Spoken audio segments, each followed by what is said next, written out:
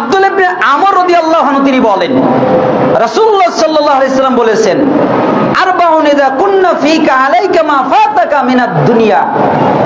যখন তোমাদের কাছে চারটি জিনিস থাকে, কয়টা জিনিস? চারটা। আর যদি দুনিয়ার সবকিছু ছাড়া পড়ে যায় তোমার কোনো ক্ষতি নাই। তোমার ভিতরে যদি চারটা জিনিস থাকে আর দুনিয়ার যা কিছু ছাড়া পড়ে যাক তোমার কোনো ক্ষতি নাই। এক, হিফজু আমানাতিন, আমানত রক্ষা করা। কি রক্ষা করা? আমানত। অর্থাৎ তুমি যে আমানত তোমার প্রতি আছে সেই আমানত রক্ষা করবে। আমরা অনেকেই এইখানে আমানত দ্বারা বুঝি যে আমানতের অর্থ হলো আমার কাছে কেউ কিছু রাখলো, এটাকে আমি খেয়ানত করব না, এটা আমি ফেরত দিলাম, এটা আমানত। কিন্তু সালাফরা এটা বোঝেনি। সালাফরা বলছেন এই আমানতের অর্থ ওইটা নয়, এই আমানতের আরেকটা অর্থ আছে। কি অর্থ?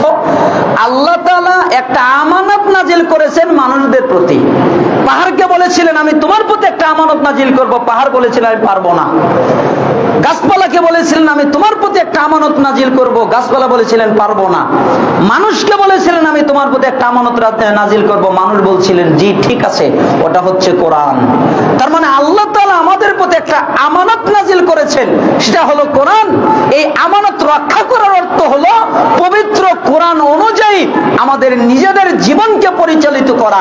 আল্লাহ যেভাবে আমাদের জীবনটাকে পরিচালিত করতে বলেছেন ওইভাবে আমাদের জীবনটাকে পরিচালিত করা, এটাই হলো আমানত। এটাকে তোমরা রক্ষা করবে। হিফজু আমানাতিন, এক নম্বর হচ্ছে আমানত রক্ষা করা। দুই নম্বর হচ্ছে যে তোমরা যখন কথা বলবে তখন তোমরা সত্য কথা বলবে। আমরা তার ব্যাখ্যা আগে করেছি। তিন নম্বর হচ্ছে হুসনু খালিকাতিন, উত্তম চরিত্র। তার মানে তোমার চরিত্রটা যেন ভালো হয়, তোমার চরিত্রটা যেন উত্তম হয়, তোমার চরিত্রটা যেন খারাপ না হয়, তোমার চরিত্রটা যেন বাজে না হয়, ভালো যেন হয়, উত্তম যেন হয়। ওয়াইফাতুন ফি তুমাতিন, চার নম্বর খানা পিনায় সাবধানতা অবলম্বন। অর্থাৎ আমরা কি খাচ্ছি, এটা কি হালাল নাকি এটা হারাম?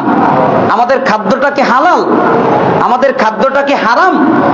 এই বিষয়ে লক্ষ্য রাখা। রাসূল সাল্লাল্লাহু আলাইহি ওয়াসাল্লাম বললেন চারটা জিনিস যদি তোমার মধ্যে থাকে আর যদি কিছুই না থাকে তোমার কোনো ক্ষতি নাই।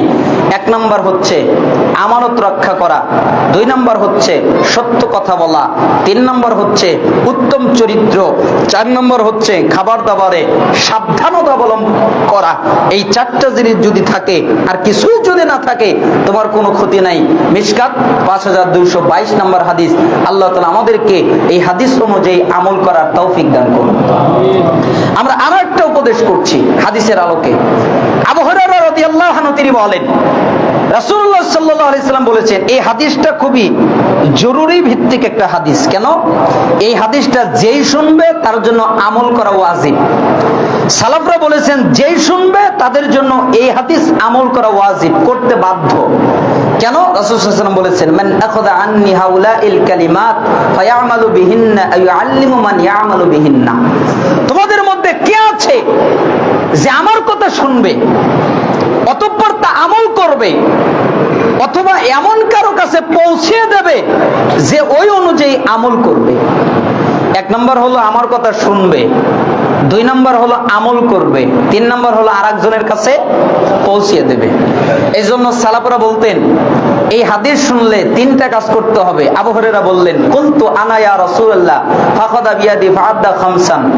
হে আল্লাহর নবী আমি আছি, আপনি যা বলবেন আমি তা গ্রহণ করব, আপনি যা বলবেন আমি তা আমল করব, আপনি যা বলবেন আমি তা আরেকজনের কাছে পৌঁছিয়ে দেব। এই জন্য সালাফরা বলতেন এই হাদিসের দ্বারা অর্থ করলে বোঝা যায় যারা এই হাদিস শুনবে, যারা এই হাদিস বলবে তাদের জন্য তিনটা কাজ করা জরুরি হয়ে যায়। এক নম্বর হলো মনোযোগ দিয়ে শোনা। এক নম্বর কি? মনোযোগ দিয়ে শোনা। 2 নম্বর হচ্ছে এই হাদিসের উপরে আমল করা। 3 নম্বর হচ্ছে এই হাদিসটা আরেকজনের কাছে পৌঁছিয়ে দেওয়া।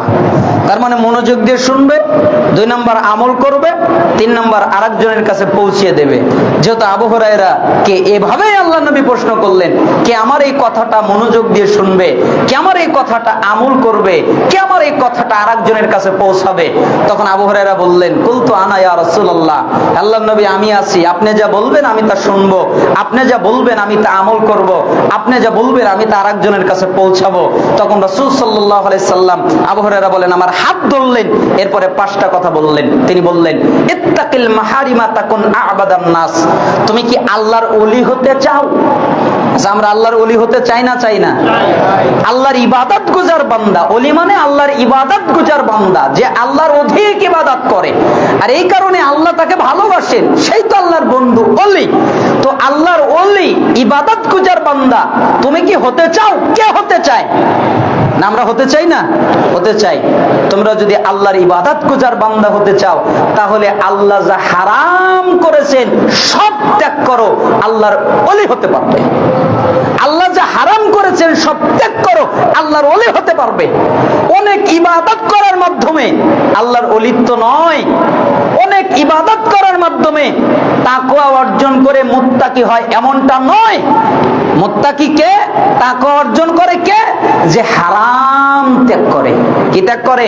হারাম ত্যাগ করে, হারাম বেঁচে চলে, এই হলো মুত্তাকি। যে হারাম ত্যাগ করে সেই হচ্ছে আল্লাহর ওলি। তো তুমি কি আল্লাহর ওলি হতে চাও? তাহলে হারাম ত্যাগ করো, তুমি আল্লাহর ওলি হয়ে যাবে।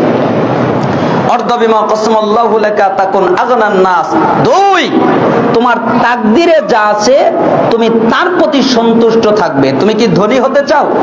আমরা ধনী হতে চাই না? চাই না? চাই। তুমি কি ধনী হতে চাও? তাহলে তোমার তাকদিরে যা আছে তাতেই সন্তুষ্ট থাকবে, বিনিময়ে তুমি ধনবান, আল্লাহ তোমাকে ধনী বানিয়ে দেবে। আচ্ছা, ধনী কাকে বলে? ধনীর তো একটা সংজ্ঞা আছে। আপনারা ধনী কাকে বোঝেন? যার অনেক অর্থ সম্পদ টাকা পয়সা আছে ধনী না। যে ধনী হচ্ছে যার অভাব নেই, যার কি নাই? অভাব নাই। সারাদিনে 1000 টাকা ইনকাম করে ও খুশি, ওর আর লাগবে না। আর ও সারাদিনে কোটি টাকা ইনকাম করে, তারও আর অভাব, যে আরো কোটি টাকা লাগবে। তার মানে যার অভাব নেই তাকে বলে ধনী। ঠিক তুমি যদি তাকদীরের প্রতি সন্তুষ্ট থাকো, তাহলে তোমার অন্তরে আল্লাহ সন্তুষ্টি নাজিল করবেন, অল্পতেই তুমি সন্তুষ্ট হয়ে যাবে, তুমি ধনী হয়ে যাবে। আহসিন ইলা জারিকা তাকুন মুমিনা। তুমি কি প্রকৃত মুমিন হতে চাও? আচ্ছা, আমরা মুমিন হতে চাই না? চাই না? তুমি কি প্রকৃত মুমিন হতে চাও?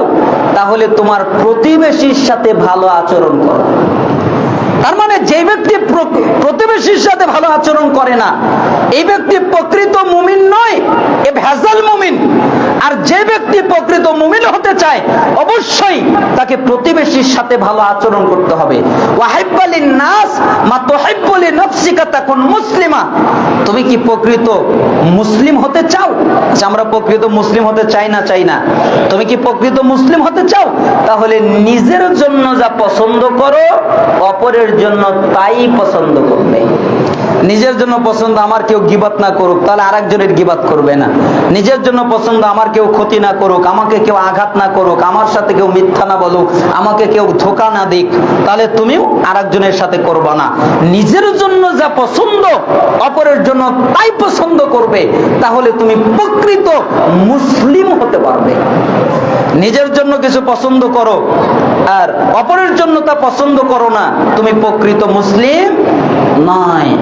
প্রকৃত মুসলিম তুমি হতে পারো নাই। তার মানে প্রকৃত মুসলিম হতে চাইলে এটা করতে হবে। বলে তুকসিরিদ দাহিক ফাইন্না কাসরাতাদ দাহিক তুমিতুল কলব। অতিরিক্ত হাসবা না, বেশি হাসবা না, খুব আনন্দে উল্লাসিত হবে না, হাসবে না। কেন? অতিরিক্ত হাসলে অন্তর মরে যায়। বলেন তো, বেশি হাসলে কি মরে যায়?